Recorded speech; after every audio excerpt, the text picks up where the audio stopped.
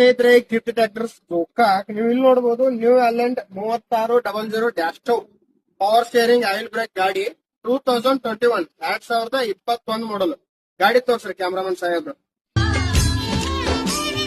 ಸತ್ತಾರ ಪಾಡ ಮರೆಯೋದು ಬ್ಯಾಡ ಗೋರ್ಯಾಗ ಗುಣು ಜೋಡ.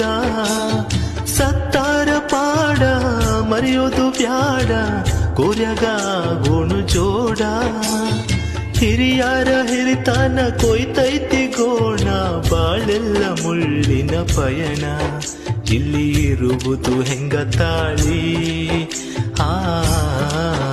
ಇಲ್ಲಿ ಇರುವುದು ಹೆಂಗ ತಾಳಿ.